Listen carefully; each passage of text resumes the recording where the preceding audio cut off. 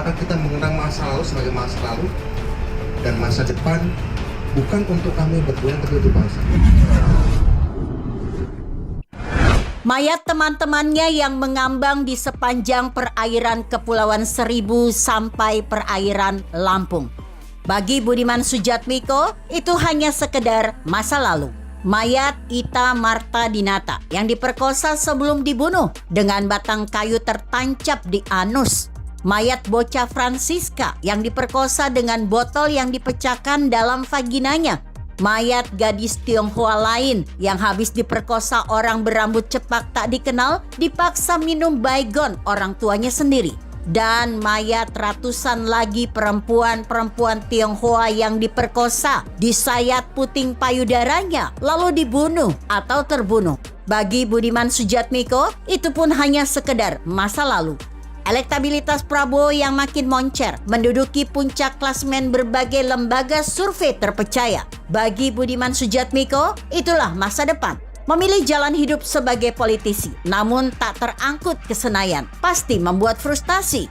Politik memang tak bermoral. Sejak zaman Julius Caesar sampai zaman Jokowi, begitulah adanya politik. Dalam politik tidak ada benar salah. Yang ada hanyalah menang kalah. Itulah yang dikatakan Roma Hurmuzi, politisi partai religius P3, tanpa malu-malu dalam sebuah episode podcast Total Politik.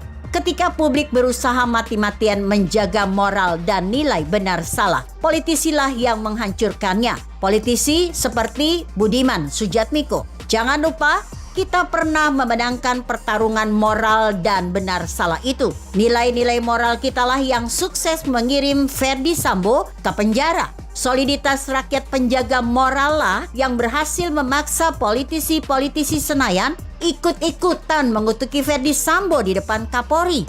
Bayangkan kalau kita adalah rakyat yang permisif, rakyat dengan standar moral politisi. Pasrah begitu saja dengan skenario tembak-menembak antara Icat Yosua itu. Ferdy Sambo pun melenggang menjadi Kapolri dengan endorse para politisi Senayan dan dukungan politik Jokowi.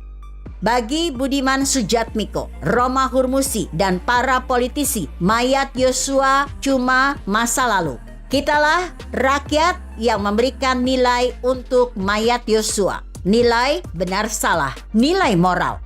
Bagi Budiman Sujatmiko dan Roma Hurmuzi, mayat Ita Marta Dinata dan Francisca cuma sekedar masa lalu. Karena mereka politisi yang tak kenal nilai benar salah. Kitalah rakyat yang harus berjuang memberikan nilai untuk mayat-mayat itu. Nilai benar salah, nilai moral.